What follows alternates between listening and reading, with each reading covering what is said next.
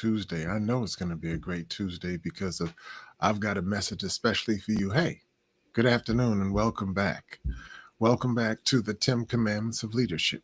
And today's episode will be entitled Delayed but Not Denied. How God builds our confidence in Him.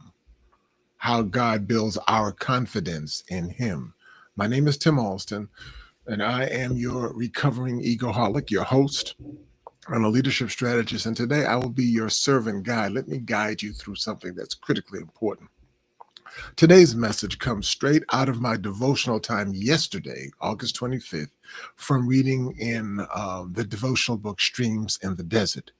The headline verse was Psalms 62, verse 5, and it said, "My hope comes from Him. My hope comes from Him." But it was Charles Spurgeon's words at the very end of that devotional that hit me right between the eyes. He wrote, and I quote, "Delayed answers to prayer are not only trials of faith. They also give us opportunities to honor God through our steadfast confidence in Him, even when facing the apparent denial of our requests." Let me say that again to you. Delayed answers to prayer are not only trials of faith, they also give us opportunities to honor God through our steadfast confidence in Him, even when facing the apparent denial of our request. Now, that one sentence that I just shared with you unlocked something that I have been wrestling with for a very, very long time. And that is how to move from self-confidence to God confidence. How to move from self-confidence to God confidence. So you ask, what's the problem with self-confidence? What's wrong with self-confidence, Tim? Let's be honest. Most of us were raised, trained, and promoted on the idea of self-confidence, building self-confidence. Be strong, believe in yourself, trust your instincts, and lean on your experience. Now, that works in classrooms, it works on resumes, and it works in boardrooms. That is up to a point. But it fails in the spiritual life. And quite honestly, it fails beyond the spiritual life as it also fails in our business and professional lives. Trust me on this. For example, in the Bible, Peter, the fisherman, learned this lesson the hard way. The book of Luke, chapter 5, tells us that Peter and his crew had fished all night long and caught nothing. Let that sink in. Let that sink in. Don't rush past that. Just imagine their frustration. These were professional fishermen. They were entrepreneurs. This is how they earned their living. They were seasoned veterans, and yet they had empty nets.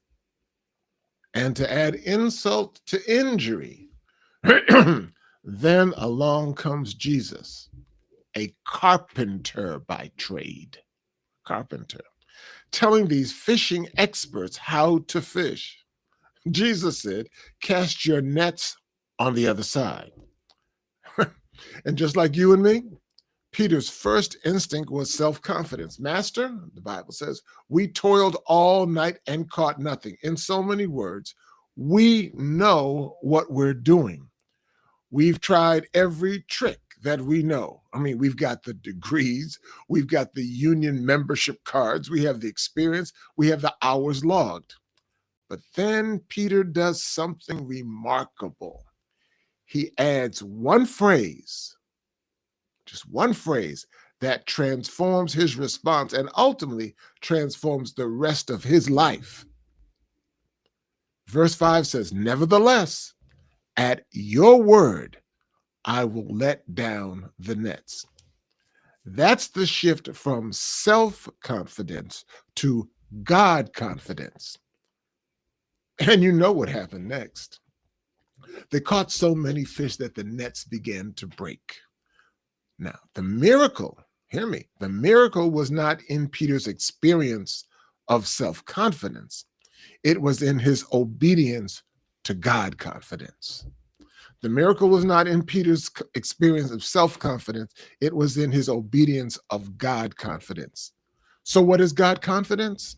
God confidence is the deep trust that rests not on our abilities, but on God's faithfulness. God confidence is the deep trust that rests not on our abilities, but on God's faithfulness. It is saying, Lord, not my will, but your will be done. We see this most clearly in Jesus himself in the Garden of Gethsemane. Facing the cross, his humanity cried out, Father, if it be possible, let this cup pass from me. That demonstrated the honesty of the human struggle, the confidence in self. But then, like Peter, he pivoted to God confidence. Nevertheless, not my will, but yours be done.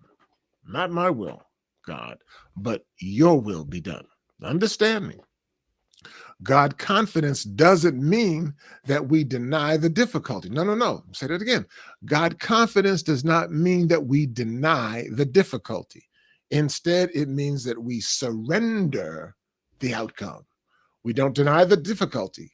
We just simply surrender the difficulty. Oswald Chambers puts it so powerfully in his book, My Utmost for His Highest, on the date of June 13th. He says, to paraphrase, when we are willing to give up our rights to ourselves, God will make a holy experiment out of us, and his experiments always succeed. Let me say it again. When you and I are willing to give up our rights to ourselves, our rights to our confidence, our rights to our resumes, our rights to our professionalism, our rights to our experiences, our rights to our exposure, when we're willing to give that up, then God will make a holy experiment out of us, Holy, a holy experiment out of us. And his experiments always succeed. Think about that. The only thing standing then between us and God's successful experiment is our insistence upon our own rights, our own will, and our own self-confidence. Again, what am I saying? Let's look at delays as spiritual aerobics. Let's look at our delays as spiritual aerobics. Now, here's where Charles Spurgeon's insight comes alive. He says delays in prayer are not denials. Instead, they're opportunities, not denials, but opportunities. They are trials of faith. They are exercises in confidence. Think of it this way.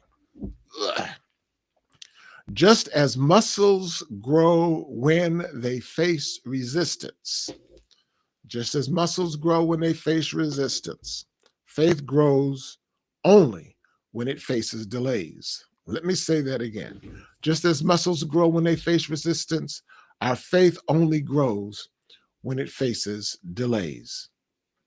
Let me make this very personal and highly transparent. If God answered every one of your and my prayers instantly, our faith would remain weak and underdeveloped. Say that again. If God answered every one of your and my prayers immediately, instantly, faith would remain weak and underdeveloped. But when he delays his answers, he's strengthening our spiritual muscles. Spurgeon compares it to a seed that's underground. During the winter, it looks dead, hidden, and forgotten. But underground, below the radar, the roots are forming, the life is stirring. By the spring, the seed bursts forth with a harvest. In the same way, God is working beneath the surface of our delays. And here's where I need to become really, really open and transparent with you. Do you mind?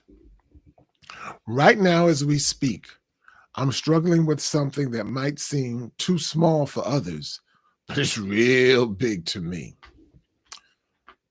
I'm in the process of creating a new banner for my LinkedIn page for my rebranding.